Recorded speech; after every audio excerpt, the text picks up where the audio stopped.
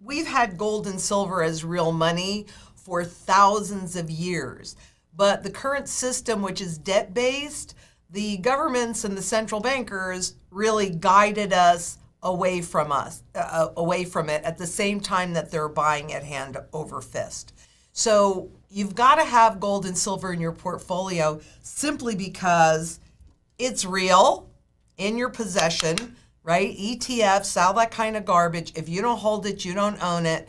That is just a trust. So you need physical in your possession, which is real money at a point where it should be now with inflation, obvious to everybody that central bankers have destroyed the purchasing power value of the currency. So that's why you have to have it.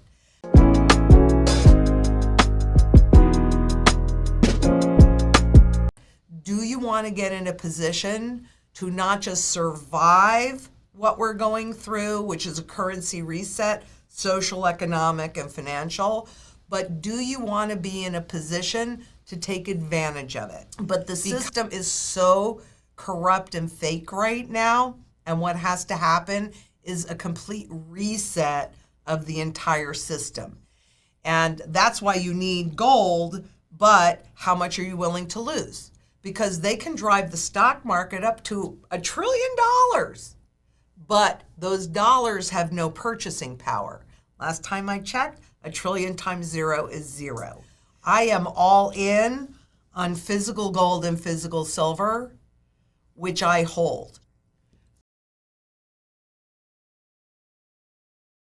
The other part of that, I think it makes a whole lot of sense to hold the lion's share of your wealth in an undervalued asset that is in a long-term positive trend, and the least amount of your wealth in an overvalued asset or instrument that's in a long-term negative trend.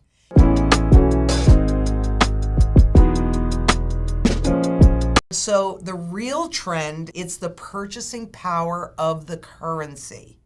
And officially, there's 3 cents left, but as inflation continues to heat up, then that will go to 0. When people lose confidence in the currency, it will go to 0. Then how much of your wealth do you want to be holding in these?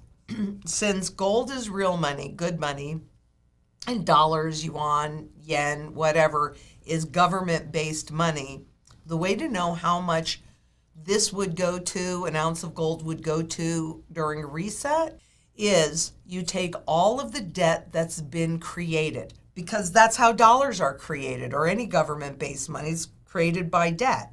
And you can use that as a proxy for actually how much currency and how much fiat money has been created, because they've taken that data away from us. And then you divide it by all the gold that exists in the whole wide world, whether it's in ground or it's above ground, because gold is indestructible. And that, the last time I checked, it'll be higher now because there's more debt, but the last time I checked, that was like $13,500.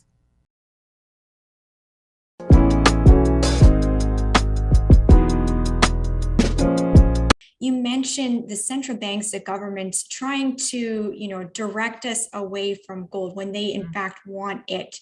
And I think, one of the things that we've seen over the last couple of months really in the headlines is, of course, the Russia-Ukraine war. And we've seen a lot of interesting developments come out of that. We've seen Russia setting the fixed price for gold, the US and others looking to block Russian gold transactions. So I wondered if you could speak about that and what that tells us about the value of gold. Oh, absolutely. The US can block the gold sales from Russia within their realm of influence, so NATO, fellow NATO countries or allies, but not in China, not in India. And India, frankly, has a history of going around sanctions and trading with countries like Iran, Turkey and Venezuela. And all these transactions have been done with gold because the currencies really have no value. And so what we saw Russia do in the buildup to it is accumulate, divest themselves of a lot of dollars and build their reserves of gold.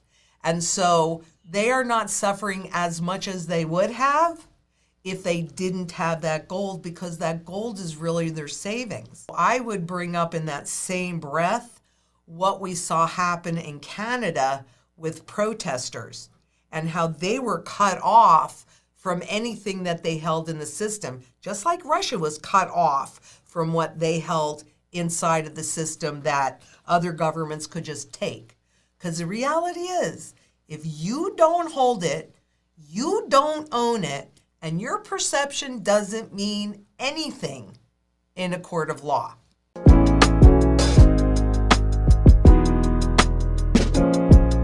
So in addition to what's happening with Russia and Ukraine, we also have, across the world, all eyes on the Federal Reserve trying to control inflation.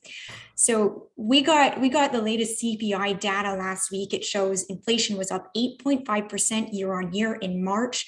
But of course, many people think that CPI doesn't tell the whole story. So I want to check in with you on where you feel inflation stands right now in America and, the impacts that actual consumers are feeling there. Yeah, well, it's significantly higher than 8.75, particularly when you look at food. What's that, up 40% year over year?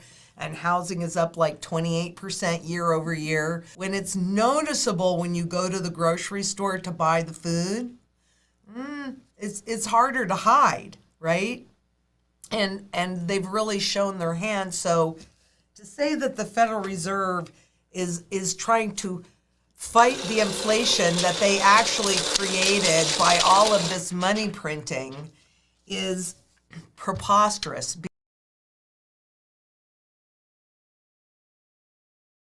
Because the only tool that they really have are interest rates.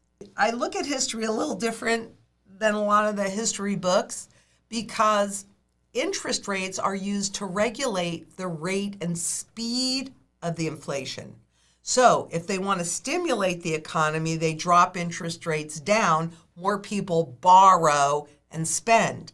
If that gets running too hot and becomes noticeable, they raise interest rates up to slow the borrowing and spending. And so that's how they've regulated inflation. But the problem is we're at the end of the currency's life cycle. Everything has that life cycle. Everything has that age, and currencies are absolutely no different. But we're anchored at zero, and we have been since the system actually died in 2008.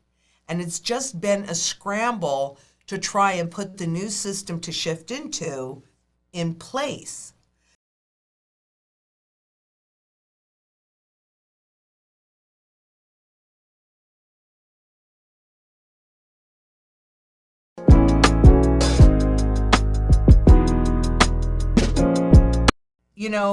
The way interest rates work, when interest rates go up, the principal value of the bond goes down. And with them sitting on all of those mortgage-backed securities, all of those treasury securities, like $8 trillion worth?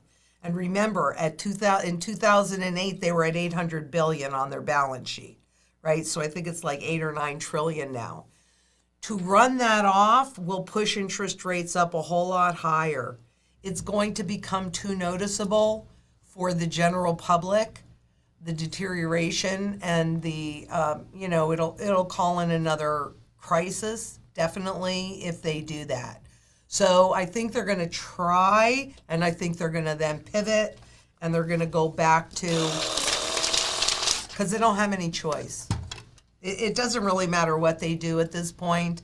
Either way, it's a policy error. Either way.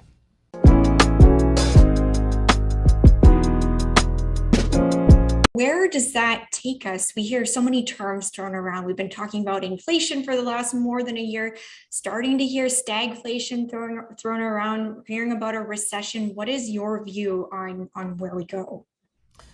I'm sorry, a hyperinflationary depression.